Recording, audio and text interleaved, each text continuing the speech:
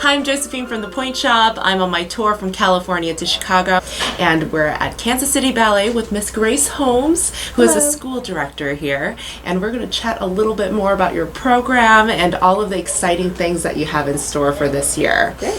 Can you tell us a little bit more about your background first? Yes, I was born in New Orleans, and I studied with my mother in a very, very small school. And when we realized that I really might want to do something with ballet, she sent me off to the bigger schools. And then I saw San Francisco Ballet on television in one of the Dance in America series. They were doing Romeo and Juliet. And I thought, that's it. That's what I want to do. That's where I want to be. So I went to their summer intensive and then came back, finished high school, went back to San Francisco and stayed. And I stayed for 17 years. I danced under Lou Christensen, under Michael Smewen, and under Helgi Thomason. And then I was made a soloist with the company. That was very exciting.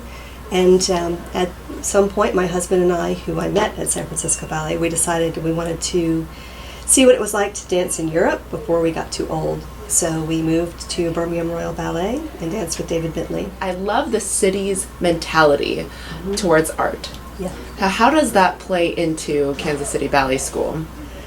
Well, it's definitely a draw because it's kind of a hidden gem.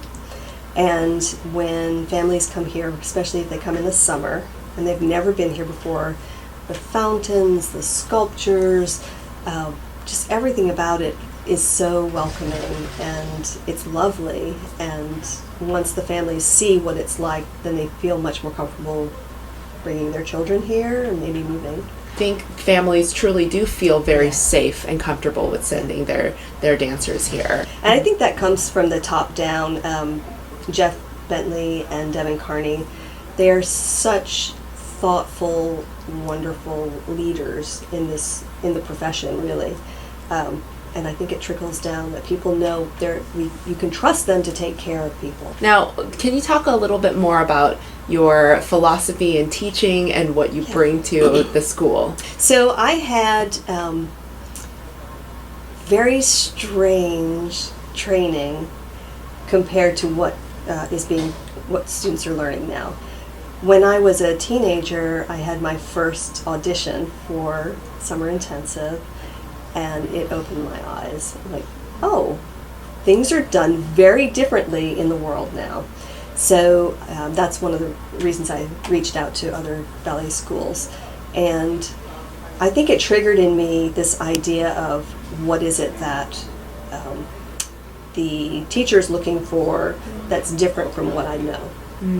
And that has informed me all the way through my career and then into teaching. So when I'm teaching students, I'm conscious of the idea that many students come from other places. They will have learned things that are going to sound really weird to them, and that it's my job to help them through that. I didn't have the perfect ballet body. I had a lot of challenges. So working with those challenges, now that I'm not dancing, I can step back and go, if I had known this, and if I hadn't been so emotional about it, if I could have stepped back and done some self-analysis at that time without feeling the pain of not being able to point my feet so good, then I could have done something differently. My life passion to make sure that all of our kids, they get the best possible training, the truest training to what's going to help them achieve whatever their best is. So can you talk to us a little bit more about your trainee program and like the thread to the company? So what I did with the trainees is we have twice a week, they have their own special classes. And I try to make them classes that if they were going to college they might have. So something at least once per semester, there's something like a dance history or a composition or somatics or something that they would be getting in college if they were there. And then the rest of the week, they work with the second company manager, they take company class, they're in company rehearsals and second company rehearsals. So it's an opportunity for them to really explore what it's like to be in the company. And it also allows the company to expand numbers for corps de ballet.